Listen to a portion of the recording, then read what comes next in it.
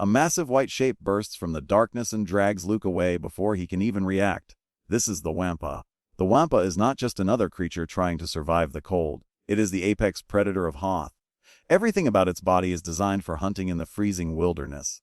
Thick white fur blends perfectly into the snowy landscape, making it almost invisible during storms. Its enormous claws can slice through flesh and ice with equal ease. Its strength allows it to overpower prey far larger than itself. And perhaps most terrifying of all, the Wampa hunts with patience. It hides inside ice caves scattered throughout the mountains of Hoth, waiting for prey to wander too close. The storm masks its movements. The snow hides its tracks. By the time someone realizes the danger, it is already too late. When Luke wakes up, he finds himself hanging upside down inside the creature's cave, slowly freezing while the Wampa prepares its meal. The scene is quiet and disturbing. Blocks of ice surround the cave walls. Frozen remains of other victims hang nearby, preserved by the planet's brutal temperatures. This is how the Wampa survives. Not through speed or numbers, but through careful hunting and ruthless efficiency. Luke escapes only because of something the creature cannot predict: the Force. Reaching out through the cold darkness, he pulls his lightsaber toward him and strikes. The blade flashes through the cave, severing the Wampa's arm in a desperate moment of survival. The creature roars in pain before disappearing back into the frozen storm, but the encounter leaves an important message behind. Hoth is not empty. It belongs to something, and the Wampa is only the beginning. Because the next creature we encounter on this planet represents a completely different side of survival. When the rebels establish Echo Base, they quickly realize that traveling across the icy plains on foot is nearly impossible. The snow is too deep. The storms arrive too suddenly. Without a reliable way to move across the planet, the base would be completely isolated.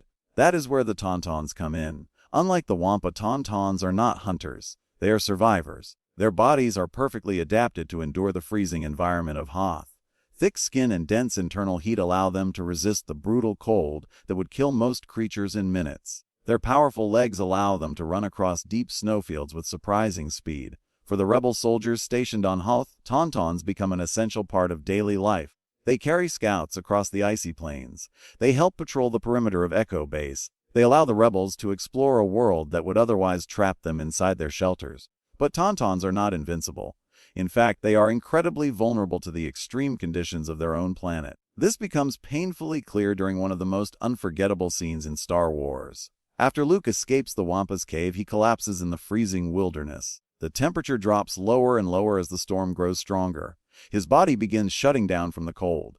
When Han Solo finally finds him, he immediately understands the situation. Luke will not survive the night. There is only one chance to keep him alive. Han ignites his lightsaber and cuts open the Tauntaun he rode into the storm. The creature collapses in the snow as Han pulls Luke inside its body to keep him warm. It is a shocking moment.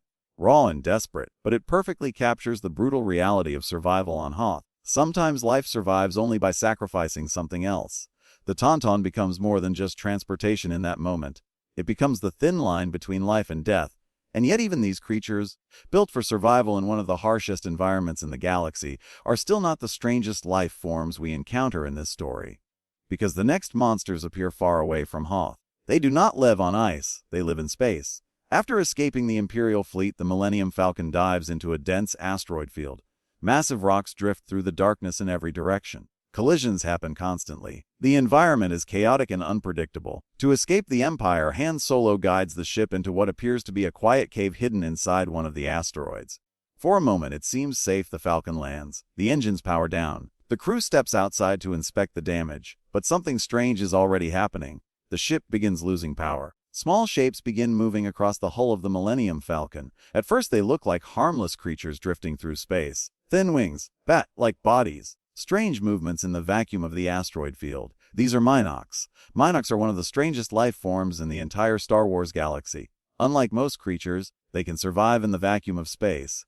Their bodies are capable of feeding directly on energy sources, which makes starships the perfect target. They attach themselves to the hull of ships and begin draining power from the systems.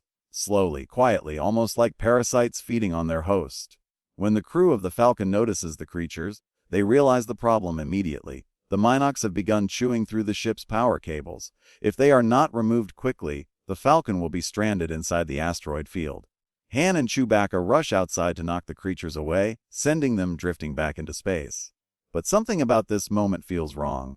Because Mynocks do not normally gather in such large numbers, something nearby is attracting them. Something much bigger, something hiding deeper inside the asteroid, and that realization leads to one of the most shocking creature reveals in the entire Star Wars saga. But that monster is far larger than anything we've seen so far.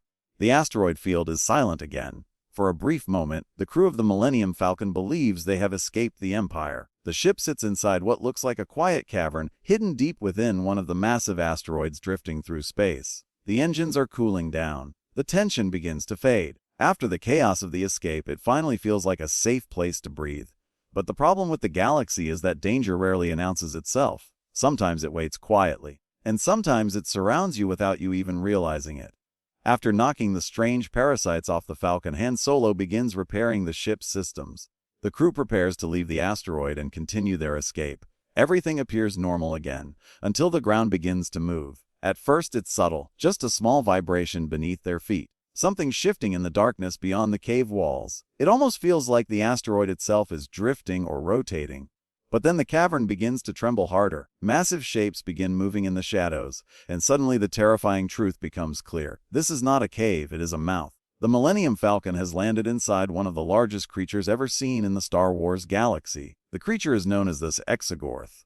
Most fans simply call it the space slug, but that name barely captures the scale of what this creature really is. The Exogorth is enormous, so large that an entire starship can fly inside its mouth without realizing what it has entered. Its body drifts through asteroid fields, hiding among the rocks as it waits for prey to wander too close. Unlike the predators of Hoth, the Exogorth does not chase its victims. It traps them. Asteroid fields are the perfect hunting grounds. Ships fleeing danger often dive into these dangerous regions to escape enemy pursuit. The chaos of the floating rocks forces pilots to focus entirely on navigation and survival, and that distraction is exactly what the Exogorth relies on. Its massive mouth opens slowly, blending into the dark surface of the surrounding asteroid. From a distance it looks like a natural cave, a safe place for a ship to land. By the time the pilot realizes the truth, escape becomes almost impossible. Inside the creature's mouth are rows of enormous teeth and layers of organic tunnels designed to swallow prey whole. The cavern walls begin to close in as the Exogorth prepares to devour whatever has wandered inside. When the Falcon's crew realizes what is happening, panic spreads instantly. Han Solo rushes back into the cockpit. The ship powers up just as the creature begins to move. The mouth closes around them. The teeth snap shut. For a moment it looks like the Falcon will be crushed inside the monster. But Han pushes the engines to their limit and launches the ship forward. The Falcon blasts out of the creature's mouth just as it slams shut behind them, escaping only seconds before becoming the Exogorth's next meal. The moment lasts only a few seconds on screen, but it completely changes the scale of the Star Wars universe. Until now, most of the creatures we've seen lived on planets. Predators adapted to deserts or frozen landscapes. But the Exogorth proves something far more unsettling. Even space itself is alive. Somewhere out in the darkness between stars, creatures large enough to swallow ships are drifting silently through the void. And the galaxy suddenly feels much bigger and far more dangerous. But the story of monsters in The Empire Strikes Back doesn't end in space.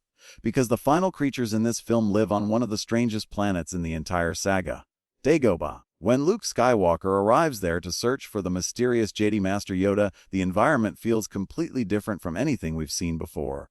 Thick fog covers the swamps. Massive twisted trees stretch toward the sky. The ground itself feels alive with mud and water. Dagobah is not empty either. Life here thrives in the shadows. As Luke begins exploring the swamp, strange sounds echo through the mist. Wings beat slowly through the heavy air above him. Large shapes glide between the trees before disappearing again. These creatures are known as the bogwings. The bogwings are large flying predators that dominate the skies of Dagobah's swamps. Their long wings allow them to glide silently through the fog while searching for prey below. Their sharp beaks and powerful claws make them extremely dangerous hunters. But unlike the creatures of Hoth, the bogwings do not rely on speed or strength alone. They rely on the swamp itself. Dagobah's thick fog makes it almost impossible to see clearly. The twisted forest blocks sunlight and creates endless shadows where predators can hide. The sound of insects and wildlife fills the air constantly, masking the movement of larger creatures. For someone unfamiliar with the planet, it becomes nearly impossible to know where danger might appear, and that is exactly how the bogwings hunt. They circle silently above the swamp, waiting for movement below. When prey wanders too far from safety, the predator dives through the fog with incredible speed. Luke barely notices them during his arrival, but their presence adds another layer of tension to Dagobah's environment. The planet feels wild, untamed, a place where the Force itself seems to pulse through every living thing. And yet even the skies of Dagobah are not the most dangerous place on this world, because the final creature hides beneath the swamp water itself. When Luke begins his Jedi training, he slowly becomes more comfortable moving through the strange environment around him. The swamp becomes less intimidating, but Dagobah is never truly safe. At one point, R2-D2 wanders near the edge of a dark pool of water. The swamp surface looks calm and still, reflecting the twisted trees above. Then suddenly the water erupts. A long serpentine body bursts from beneath the surface, wrapping around the small droid and pulling him into the depths. This creature is called the S-Dragonsnake. The S-Dragonsnake is one of the largest predators living in Dagobah's waters. Its long, flexible body allows it to move through the swamp like a living shadow, hiding beneath the surface until prey comes too close. Unlike the creatures of Hoth or space, the S-Dragonsnake relies entirely on stealth. The murky waters of Dagobah hide its movement perfectly. By the time its victim notices the danger, the attack has already begun. R2-D2 disappears beneath the surface as the creature drags him downward. For a brief moment it looks like the droid will be lost forever in the depths of the swamp. But Luke reacts quickly. Using the Force, he pulls R2-D2 free before the creature can drag him deeper into the water. The Dragonsnake vanishes just as suddenly as it appeared, slipping back into the swamp where it becomes invisible once again. The moment is short, but it reinforces something important about Dagobah. This world is alive in ways that are difficult to understand. Every tree, every shadow, every ripple in the water could hide something waiting to strike. And yet this is exactly the place where a Jedi Master chose to hide, because Dagobah is powerful, wild, untamed, a place where the balance of life feels raw and ancient. And the creatures that live here are part of that balance. From the frozen terror of the Wampa on Hoth to the resilient survival to the parasitic swarm of those Mynocks drifting through spaces to the massive jaws at Exogorth lurking inside an asteroid to the silent hunters of Dagobah like the Worms, and the Dragonsnake far quietly reveals that the Star Wars galaxy is filled with life far beyond the battles between wars and villains. These monsters may appear only for moments, but they remind us that the galaxy is not controlled by the Empire, the Rebels, or even the Jedi. It belongs to the creatures that have survived within it for thousands of years. And somewhere out there, many more are still waiting to be discovered.